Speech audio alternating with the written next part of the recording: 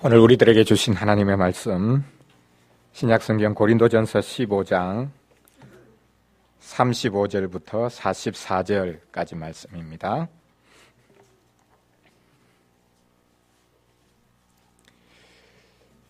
고린도전서 15장 35절부터 44절까지 말씀입니다.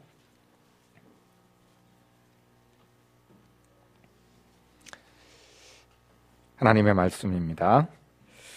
누가 묻기를 죽은 자들이 어떻게 다시 살아나며 어떠한 몸으로 오느냐 하리니, 어리석은 자여, 내가 뿌리는 씨가 죽지 않으면 살아나지 못하겠고, 또 내가 뿌리는 것은 장래의 형체를 뿌리는 것이 아니요 다만 밀이나 다른 것의 알맹이뿐이로되, 하나님이 그 뜻대로 그에게 형체를 주시되 각 종자에게 그 형체를 주시느니라. 육체는 다 같은 육체가 아니니 하나는 사람의 육체요, 하나는 짐승의 육체요, 하나는 새의 육체요, 하나는 물고기의 육체라.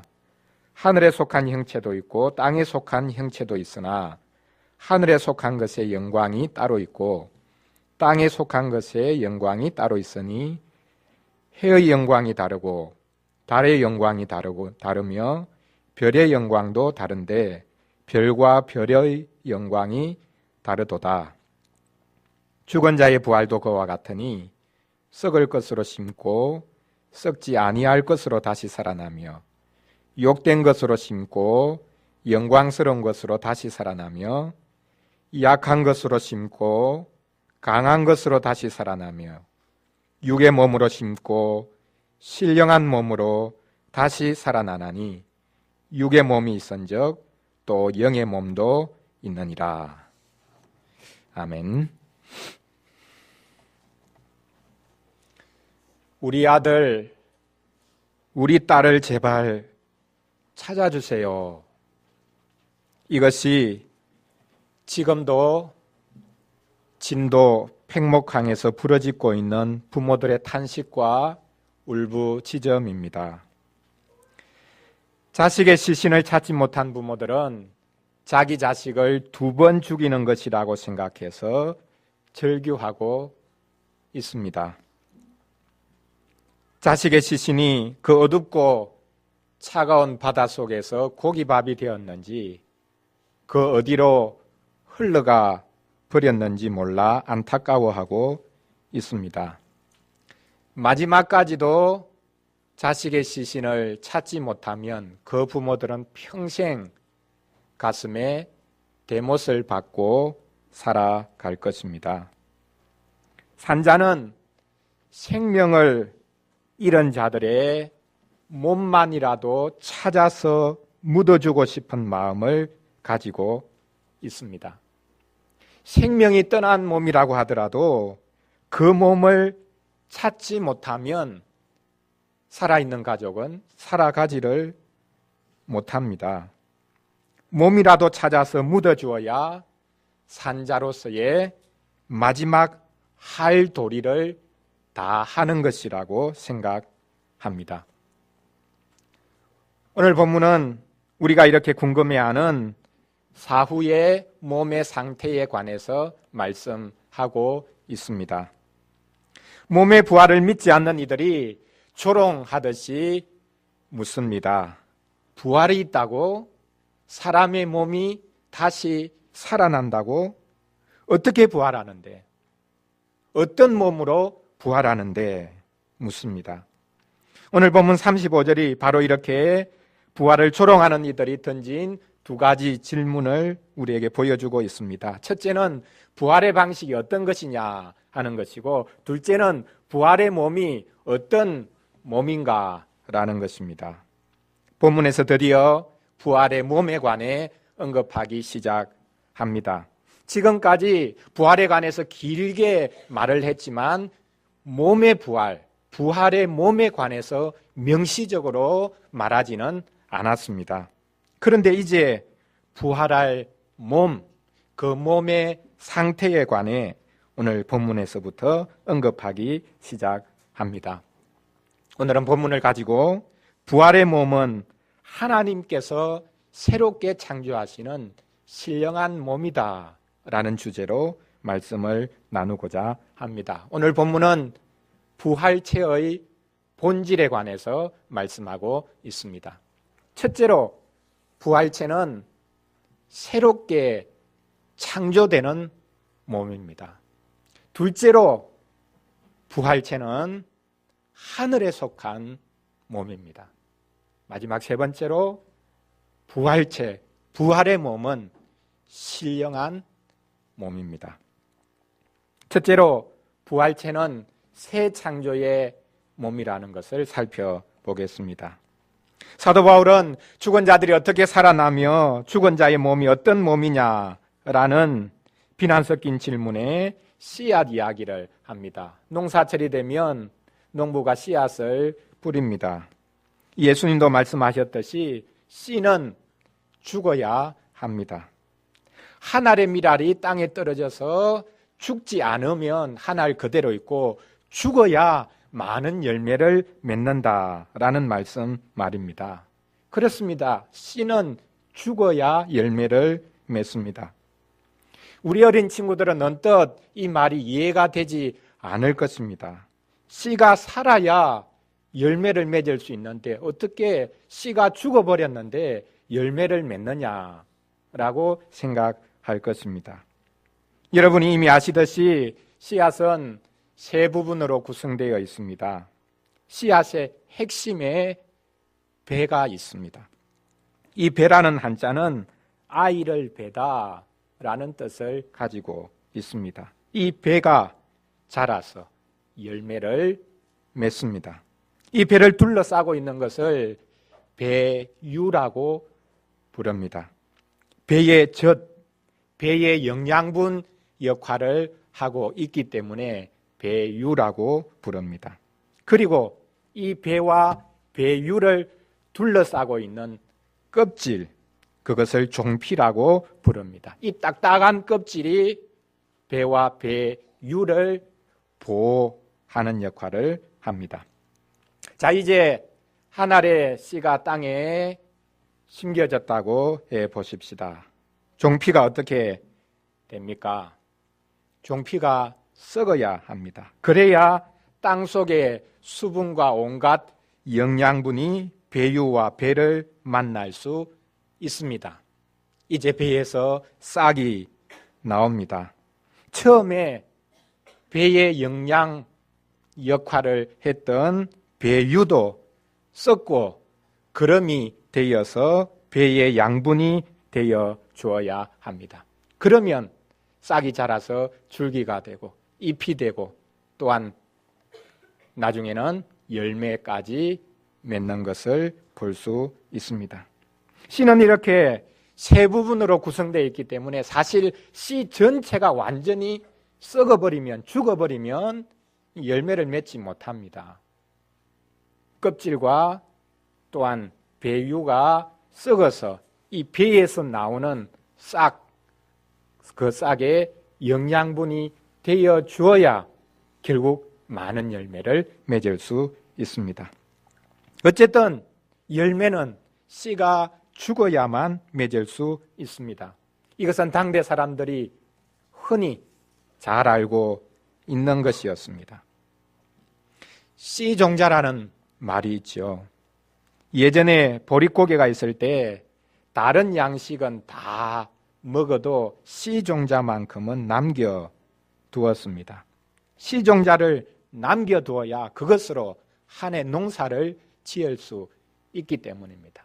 급하다고 씨종자마저 먹어버리면 한 해 내내 굶어야 합니다. 씨종자 한 알만 남겨두어도 그 한 해는 걱정할 필요가 없습니다. 어떻게 그 자그마한 씨종자 하나에서 그렇게 풍성한 열매가 맺힐 수 있는지 신기하기만 할 따름입니다. 사도 바울이 오늘 본문에서 하는 말씀이 바로 이것입니다. 36절부터의 말씀을 보십시오. 어리석은 자여, 내가 뿌리는 씨가 죽지 않으면 살아나지 못하겠고 또 내가 뿌리는 것은 장래의 형체를 뿌리는 것이 아니요 다만 밀이나 다른 것의 알맹이 뿐이로되 하나님이 그 뜻대로 그에게 형체를 주시되 각 종자에게 그 형체를 주시느니라. 바울은 지금 눈에 보이는 종자, 즉 알맹이와 그 종자가 마지막에 맺게 될 열매, 즉 형체를 지금 구분하고 있습니다. 종자는 그 속에 이미 마지막에 맺을 열매 형체를 품고 있습니다. 처음에는 그게 보이지 않습니다. 씨는 그 속에 이미 최종 형체인 열매를 품고 있지만 처음에는 그게 보이지 않는다는 말입니다. 그냥 하나의 알맹이일 뿐입니다. 그 씨가 죽어야 최종 형태가 나타납니다. 하나님께서 종자 안에 최종 형태를 이미 심어 놓으셨기에 그것이 장래에 나타나게 됩니다. 씨앗이 죽은 후에 새로운 형체가 나타납니다. 씨가 죽으면서 많은 열매, 많은 형체가 나타납니다. 예수님께서 말씀하신 씨 뿌리는 비유에도 나타나지 않습니까? 한 알의 밀알이 좋은 땅에 떨어지면 나중에 열매를 맺는데 30배, 60배, 100배의 열매가 맺힙니다. 한 알의 밀알에서 그렇게 많은 열매가 맺힙니다. 밀이 아니라 예를 들어 사과를 한번 생각해 보십시다. 사과 씨앗이 있습니다. 그것이 땅에 심기면 몇 년이 지나서 거대한 나무가 됩니다. 그리고는 그 나무에서 수많은 열매들이 맺힙니다. 씨알 한 알만 있어도 세상 모든 사람들을 먹여 살릴 수 있습니다. 한 알의 씨앗이 그렇게 중요한 것입니다. 한 알의 씨앗 안에 온 세상을 먹여 살릴 수 있는 생명이 있는 것입니다. 바울이 이런 종자학에 관해 배웠는지 모르겠는데 요즘에는 유전학의 발전으로 인해서 예수님이 말씀하신 30배, 60배, 100배만이 아니라 훨씬 더 많은 열매를 거둘 수 있습니다. 유전학의 기술로 벽시도 개량을 하고 또한 옥수수도 개량합니다. 금은 대륙의 옥수수 추장이라는 별명을 가진 김순권 박사라는 분이 있습니다. 이분이 아프리카에 가서 슈퍼 옥수수를 개발해서 아프리카 사람들의 식량 문제를 해결하는 데 큰 보탬이 되었습니다. 노벨 평화상 후보자로 오르기까지 했습니다. 17년 만인 17년 후에 모교인 경북대학교로 돌아와서 한국에 적합한 식용 옥수수 개발을 위해서 3,000그루의 옥수수를 재배하고 교배까지 시켰습니다. 그런데 학교에 아침마다 운동하러 온 사람들이 하우스 안에 그 옥수수가 열린 것을 보고 다 나가버린 것입니다.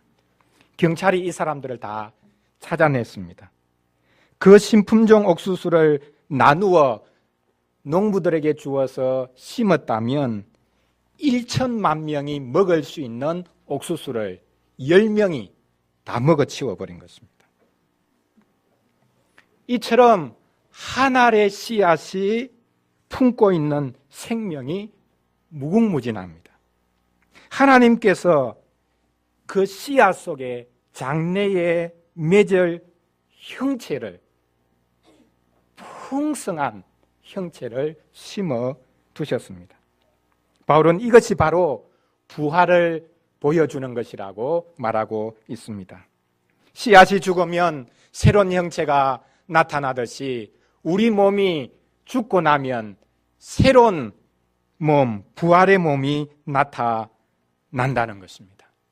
하나님께서는 죽은 몸에서 부활의 몸, 새로운 형체를 불러내십니다. 부활의 몸은 지금과 같은 몸이로되 하나님께서 새롭게 창조하시는 몸입니다. 하나님께서 태초의 사람을 하나님의 형상대로 만드셨듯이 마지막 날에 하나님께서는 사람을 하나님의 형상대로 새롭게 빚어 내실 것입니다. 부활의 몸은 이렇듯 그냥 소생하는 몸이 아니라 하나님께서 새롭게 지으시는 몸입니다. 예수 그리스도의 부활, 그분의 몸의 부활이 바로 이것에 대한 신호탄이요, 예시입니다. 맛보기입니다. 인간의 몸을 지으신 하나님께서는 얼마든지 인간의 몸을 새롭게 빚어낼 수 있습니다. 그런데 부활 같은 것이 어떻게 가능하냐라고 묻는 이들이 생겼습니다. 장차 부활하게 될 몸은 그냥 새롭게 일어나는 몸이 아니라 하나님께서 지으시는, 하나님께서 새롭게 지으시는, 창조하시는 몸입니다. 하나님께서는 그리스도를 통해 자기 백성을 새롭게 지으실 것입니다. 그분의 백성들의 몸을 새롭게 빚어 내실 것입니다. 이제 이 부활의 몸이 하늘에 속한 몸이다라는 것 살펴보겠습니다. 바울은 씨앗 이야기에서 이제 생물의 몸에 관한 이야기로 넘어갑니다. 이 세상에는 다양한 종류의 몸이 있다는 것입니다. 왜 아니겠습니까?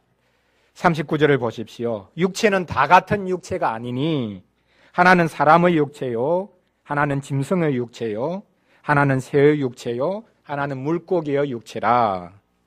몸이라고 다 같은 것이 아니라는 것입니다. 바울은 하나님의 창조에 근거하여 육체가 다 같은 것이 아니라고 말합니다. 처음부터 하나님께서는 종류별로 육체를 따로따로 넣어 주셨기 때문입니다.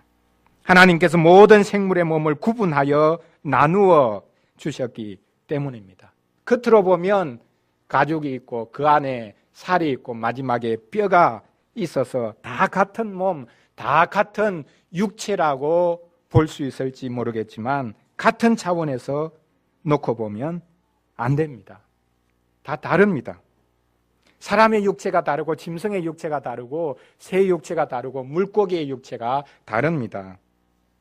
우리는 사람의 육체가 짐승과 똑같은 살덩어리다, 그것에 불과하다라고 말해서는 안 됩니다.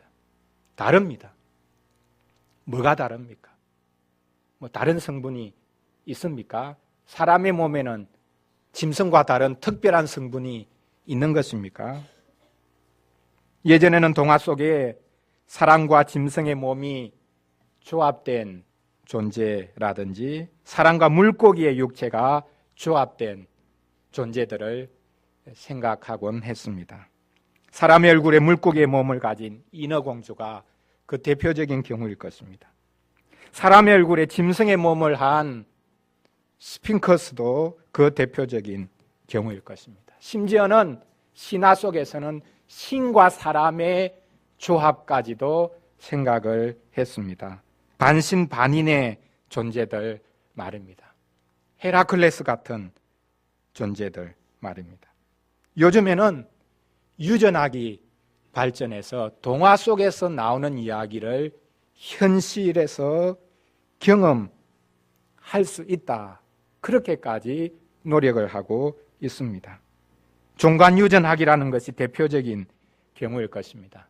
우리 어린 친구들이 좋아하는 스파이더맨도 이런 동화와 유전학의 기묘한 결합을 우리에게 잘 보여주고 있습니다. 독일의 알버트 슈바이처 박사가 아프리카에서 선교하면서 겪은 이야기는 너무나 유명합니다. 그곳 원주민들 중에 그때까지도 식인종이 남아 있었는데 유럽에서 제1차 세계대전이 벌어졌다는 소식을 듣고 이 식인종들이 깜짝 놀라서 슈바이처 박사에게 와서 물었다는 것입니다. 서양 사람들이 왜 그렇게 잔인해요? 자기들은 식인종인데 훨씬 문명이 앞서가 있는 서양 사람들을 보고 왜 그렇게 잔인하냐라고 물었다는 것입니다. 자신들은 양식이 없을 때 어쩔 수 없이 사람의 살을 먹는데 서양 사람들은 아무런 이유 없이 왜 그렇게 수많은 사람을 죽이냐는 것입니다.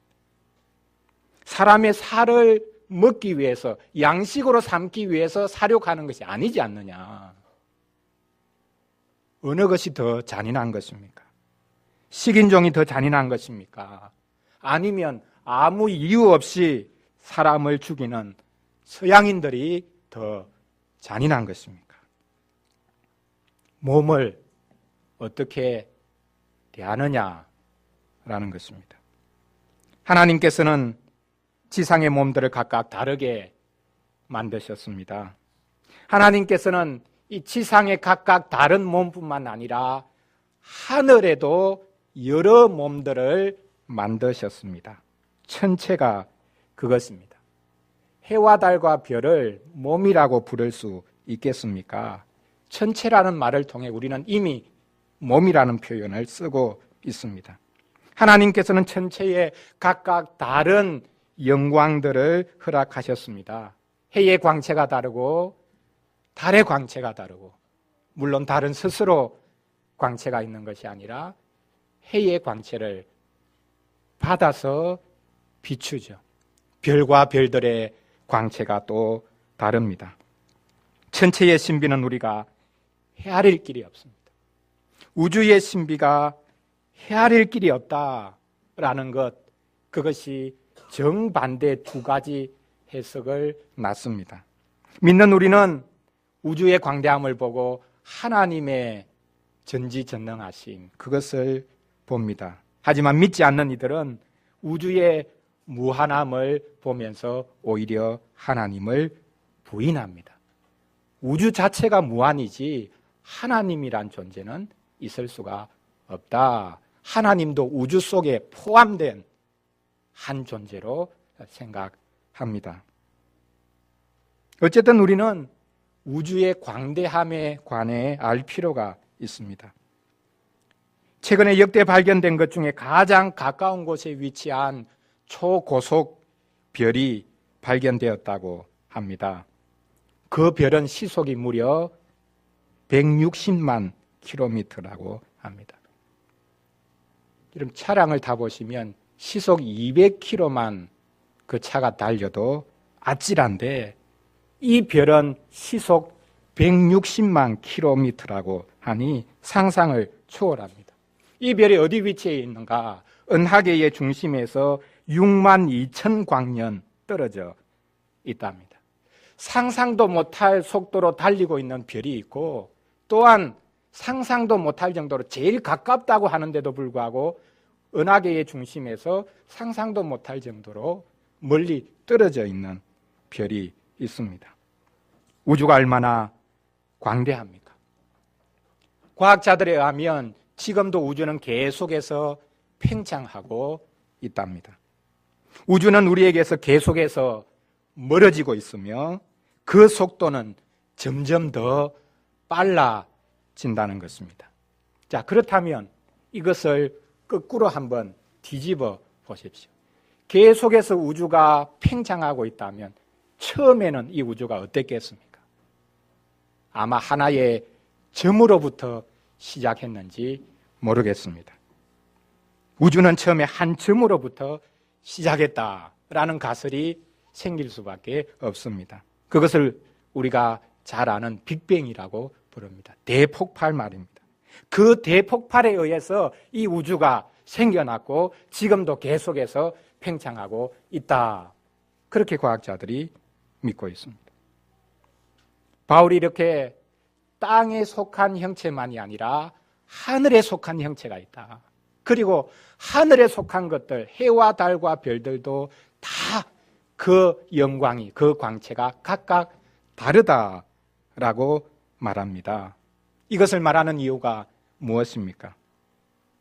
부활의 몸은 이 지상의 몸에서 하늘의 몸으로 바뀐다라는 것을 말하기 위해서입니다. 사람의 몸은 이 지상에 적합하게 지어졌습니다. 현대인들이 우주선을 타고 하늘로까지 올라가지만 얼마나 많은 장비를 갖추어야만 그곳에 가서 잠시라도 머물 수 있는지 우리가 잘 알고 있습니다. 우리의 몸은 이 지상에서 살기에 적합하게 지어진 몸입니다. 그런데 부활 때는 우리의 몸이 하늘에서 살아가도 전혀 문제가 없는 몸으로 바뀝니다. 하늘의 영역에서도 살기에 합당한 몸이 된다는 말입니다. 여러분들이 살아있는 동안 우주인이 될 수 없어도 됩니다. 부활 때에는 우리 모두가 다 우주인이 될 것이기 때문입니다. 부활 때는 우리의 몸이 하늘의 영광에 합당한 몸을 입게 될 것입니다. 우리의 몸이 해의 영광보다 더 빛난 영광을 입게 될 것입니다. 달과 별들의 영광보다도 훨씬 더 큰 영광을 입게 될 것입니다. 부활의 몸은 하늘에 적합한 하늘의 영광을 입게 되는 몸입니다. 이제 마지막 세 번째로 부활의 몸이 신령한 몸이다 라는 것 살펴보겠습니다. 사도 바울은 종자와 최종 형태, 최종 열매의 차이, 온갖 생물들의 육체의 그 차이, 그리고 마지막으로는 하늘에 있는 것들, 즉 해와 달과 별들의 광채의 차이를 말하면서 서서히 결론으로 다가갑니다. 이 모든 것처럼 부활의 몸이 우리가 현재 입고 있는 몸의 차원과는 다르다는 것입니다. 부활의 몸은 몸을 벗는 것이 아니기에 몸은 몸이로되 그 몸은 영광스러운 몸이다 라는 것을 말하고 있습니다. 사도 바울은 다시 처음에 말했던 씨를 심는 모습으로 돌아가서 네 가지 대조를 언급합니다. 심을 때는 썩을 것으로 심었는데 나중에는 썩지 아니할 것으로 다시 살아난다고 합니다. 심을 때는 욕된 것으로 심었는데 나중에는 영광스러운 것으로 다시 살아난다고 합니다. 심을 때는 약한 것으로 심었는데 나중에는 강한 것으로 다시 살아난다고 합니다. 이 대조는 부활 이전의 몸과 부활 이후의 몸의 차이를 보여주는 대조입니다. 우리가 지금 입고 있는 몸은 썩을 몸입니다. 몸은 썩습니다. 흙으로 지음받았기에 우리의 몸은 흙으로 돌아갑니다. 또한 우리의 몸은 바울의 표현대로 욕된 몸입니다. 수치로 가득한 몸입니다. 타락으로 인해서 우리의 몸은 수치를 뒤집어 쓴 몸이 되었습니다. 씻지 않아서 더러워졌다, 그 뜻 정도가 아닙니다. 우리의 몸은 죄악으로 가득 찬 몸입니다. 아무리 좋은 옷을 입고 잘 꾸며도 타락한 존재의 수치를 덮을 수가 없습니다. 그리고 더 나아가 우리의 몸은 약한 몸입니다. 사람이 아무리 자기 몸을 단련한다고 하더라도 인간의 몸은 약한 몸입니다. 올림픽에서 월드컵에서 1등 했다. 0.001초 차이로 이겼다. 그게 어떤 차이입니까? 인간의 몸은 한없이 약한 몸입니다. 맨몸 덩아리로 물속에서 5분 이상 견딜 수 있는 사람이 없습니다. 맨몸 덩아리로 하늘에 올라갈 수 있는 자가 없습니다. 높은 산에만 올라가도 사람의 몸이 견뎌내지를 못합니다. 그렇게 약한 몸입니다. 마지막으로 사도 바울이 강조하는 네 번째 대조가 있습니다. 그것은 심을 때는 육의 몸으로 심었는데 나중에는 신령한 몸으로 살아난다라는 것입니다. 이것이야말로 가장 직접적으로 부활 이전의 몸과 부활 이후의 몸의 차이를 뚜렷하게 보여주는 것입니다. 심을 때와 다시 살아났을 때가 너무나 대조적인 모습이 바로 이것입니다. 부활 때 일어날 일을 보여주고 있습니다. 부활 때에 우리의 몸이 어떤 몸이 될 것인가 라는 것을 분명하게 보여주고 있습니다. 지금의 몸은 육의 몸입니다. 살로 가득 차 있다 그 정도가 아니라 죄로 가득 찬 몸이라는 뜻입니다. 하지만 부활의 몸은 죄가 없는 신령한 몸이 될 것입니다. 부활의 몸은 그리스도를 부활시키신 성령께서 부활시키시는 몸입니다. 그리스도를 부활시키신 그 동일한 능력이 역사하여 부활되는 몸이 우리의 몸이라는 말입니다. 신자의 몸은 살아있을 때 이미 성령께서 거하시는 집이 되었습니다. 하지만 부활로 말미암아 신자의 몸은 영원히 성령께서 머무르시는 곳, 즉 집이 됩니다. 그러므로 부활의 몸은 영적인 몸이요, 부활의 몸은 성령적인 몸입니다. 부활의 몸은 몸과 영이 하나로 된 몸입니다. 몸이 영으로 바뀌는 것이 아니라 몸 자체가 영이라고 할 수 있는 그런 몸, 그것이 바로 부활 때 우리가 입게 되는 몸이라는 뜻입니다. 빌립보서 3장 21절 말씀해 보면 마지막 날의 신자의 몸은 그리스도의 몸과 같이 된다고 말씀하고 있습니다. 그는 만물을 자기에게 복종하게 하실 수 있는 자의 역사로 우리 낮은 몸을 자기 영광의 몸의 형체와 같이 변하게 하시리라. 동일한 말씀이 로마서 8장 11절에도 있습니다. 예수를 죽은 자 가운데서 살리신 이의 영이 너희 안에 거하시면 그리스도 예수를 죽은 자 가운데서 살리신 이가 너희 안에 거하시는 그의 영으로 말미암아 너희 죽을 몸도 살리시리라. 여기서 성부 하나님을 예수를 죽은 자 가운데서 살리신 이라고 말하고 있습니다. 그리고 성령님을 예수를 죽은 자 가운데서 살리신 이의 영이라고 표현하고 있습니다. 성부께서 성령을 통해 성자를 살려내셨듯이 성부께서 그 동일한 성령을 통해서 믿는 우리의 몸을 살려내신다는 뜻입니다. 그러면 신자의 몸은 신령한 몸이 되어 그리스도와 함께 영광 가운데 살아갈 것입니다.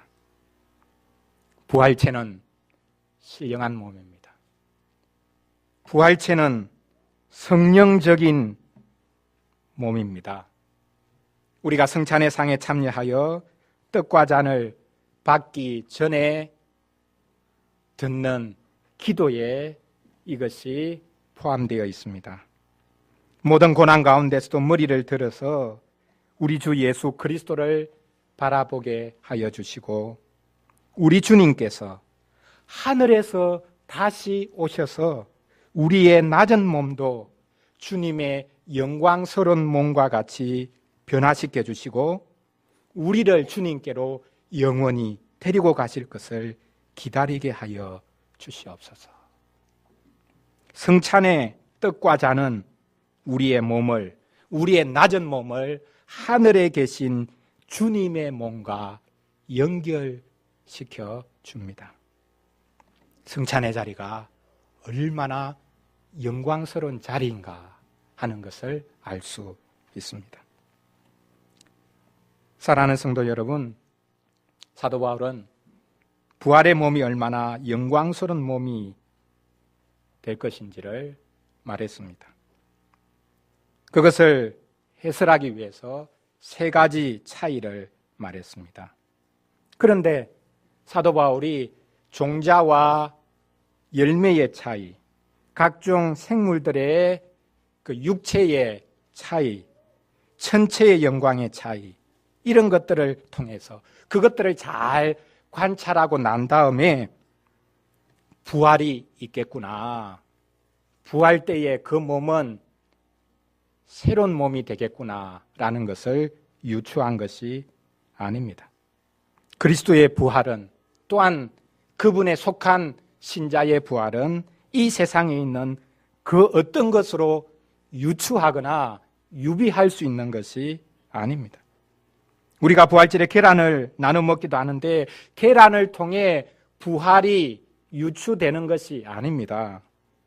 오히려 그리스도의 부활이 세상 만물에 지속적으로 생명을 불어넣고 있다라고 말해야 할 것입니다. 그리스도의 부활이 먼저고 나머지는 다 그 뒤를 따라옵니다. 자연 속에 심겨진 어떤 부활의 힌트가 먼저가 아니라 그리스도의 부활이 먼저 있고 나머지는 그리스도를 다 뒤따르는 것입니다. 오직 그리스도의 부활입니다. 넌센스 퀴즈인데요. 곤충을 세 부분으로 나누면 뭡니까? 답이 머리, 몸통, 다리가 아니라 죽는다입니다. 그러면 사람의 몸을 세 부분으로 나누면 답이 뭡니까? 그것도 그냥 죽는다입니까? 여러분의 몸을 가볍게 생각하지 마십시오. 부활 때에 우리의 몸은 변화됩니다. 가장 크게 손상을 입은 몸도, 형체조차 알아볼 수 없는 몸조차도, 아니 형체도 없이 분해되고 사라져서 지금 그 몸의 요소가 어디에 가 있는가 생각할 수밖에 없는 그 사라진 몸도 부활 때에는 영광스러운 몸으로 변화될 것입니다. 사람은 유전자 지도, 즉 게놈 지도를 완성하면 우리 인생을 불변하는, 영원 불변하는 존재로 만들 수 있다고 믿습니다. 현대인들의 착각입니다. 헛된 꿈입니다. 사람이 죽는 것은 유전자의 문제가 아니라 죄의 문제입니다. 그리스도의 부활과 더불어 죄가 물러나고 만물이 살아나기 시작했습니다. 그리스도의 부활이 가장 큰 변혁이요 소망입니다. 자본주의 사회에서 사람의 몸은 자신을 다른 사람들에게 어필하고 팔기 위한 하나의 상품으로 생각합니다. 또한 나도 다른 사람의 몸을 돈으로 마음대로 사고 부리고 탐할 수 있는 상품으로 생각하기도 합니다. 상품이 된 그 몸이 가장 큰 변혁을 겪게 될 것입니다. 어린이를 위한 질문 3번 문장처럼 우리의 낮은 몸은 주님의 영광스러운 몸과 같이 변화될 것입니다. 우리의 지극히 낮고 낮은 그 몸이 주님의 영광스러운 몸과 같이 변화될 것입니다. 그때가 바로 부활의 날입니다. 굳이 몸이 탐난다면, 다른 사람이 아름다운 몸, 그 몸이 탐난다면, 우리가 몸을 탐할 수밖에 없는 존재라면 부활하신 예수 그리스도의 몸을 탐내시기 바랍니다. 그리스도 안에 있는 자들은 그리스도의 몸이 겪은 그 변혁과 동일한 변혁을 겪게 될 것이기 때문입니다. 우리는 하늘에 속한 신령한 몸을 기다리는 자들입니다. 몸의 완전한 부활을 기대하는 자들로서 몸을 잃은 이들을 위로하시기를 바랍니다. 기도하겠습니다. 하나님 아버지, 우리 주 예수 그리스도를 부활시켜 주시니 감사합니다. 성령의 능력으로 우리 주 예수 그리스도를 부활시키셨으니 저희들도 그 동일한 능력으로 부활시켜 주실 것을 믿습니다. 저희들의 썩을 몸, 수치스러운 몸, 연약한 몸을 새로 지으시고 하늘의 영광으로 입혀주시고 성령적인 몸으로 변화시켜 주실 것이라 말씀해 주시니 감사합니다. 주님 구하오니 몸의 회복을 기다리는 이들을 긍휼히 여겨주셔서 하늘의 영광스러운 몸을 입을 날 기다리게 하여 주시옵소서. 지금도 몸의 귀환을 간절히 기다리며 탄식하고 있는 이들을 주님 긍휼히 여겨주셔서 새롭게 빚으시고 창조하시는 몸을 기다릴 수 있는 은혜를 베풀어 주시옵소서. 우리 주 예수 그리스도께서 지치고 병들고 범죄하는 저희와 동일한 몸을 입으셨으니 그리스도께서 가져가시고 새롭게 하신 그 몸을 저희들이 또한 기다리게 하여 주시옵소서. 그리스도 안에 있는 자들은 이미 부활한 자들이오니 저희들의 몸으로 힘써 노동하게 하시고 몸으로 힘써 섬기게 하여 주시옵소서. 예수 그리스도 이름으로 기도합니다. 아멘. 찬송 100